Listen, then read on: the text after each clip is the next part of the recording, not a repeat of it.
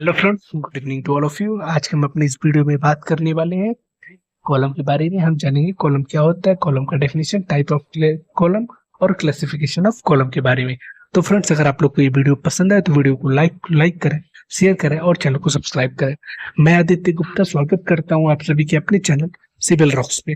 तो फ्रेंड्स, अगर हम बात करें अपने टॉपिक यानी कि कॉलम की डेफिनेशन के बारे में, तो वो है it is a vertical member of any building or structure which is designed to transfer load from beam, roof, slab to foundation of the building or structure।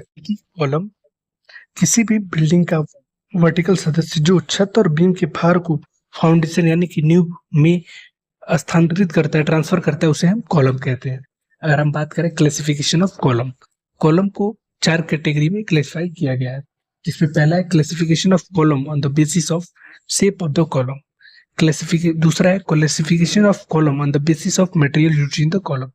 तीसरा है classification of column on the basis of material और load acting on the column.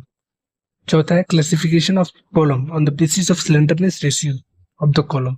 तो friends, ये है हमारे 4 category जिसमें हम अपने कॉलम को क्लासिफाई करते हैं। तो अगर हम बात करें पहले क्लासिफिकेशन की, classification of column on the basis of shape of the column, यानी कि जो हमारा कॉलम उसके शेप के आधार पे कॉलम को हम क्लासिफाई करते हैं।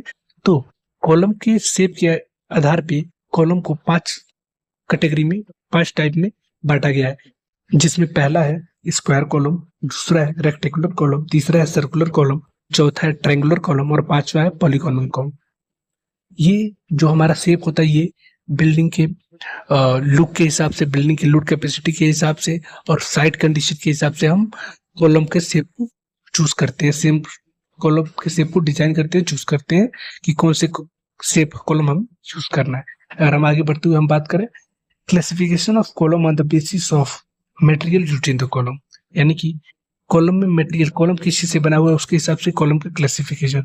तो मटेरियल के हिसाब से कॉलम को 4 भागों में बांटा गया है, जिसमें पहला आता है आरसीसी का कॉलम, आरसीसी कॉलम, दूसरा स्टील कॉलम, तीसरा है टिम्बर कॉलम, चौथा है मेसनरी कॉलम। जिसमें टिम्बर कॉलम पहले यूज हो जाता है, अभी बहुत कम यूज होता है, और बाकी ये 3 मटेरियल वाले कॉलम अभी भी यूज होते हैं। इसका भी सेम है, जो बिल्डिंग की इकोनॉमिकल कितना बजट है उसके हिसाब से, कौन सा लुक के हिसाब से और मटेरियल की अवेलेबिलिटी के हिसाब से हम मटेरियल को चूज करते हैं अपने कॉलम को बनाने के लिए। तो फ्रेंड्स, आगे बढ़ते हुए हम बात करेंगे classification of column on the basis of load type.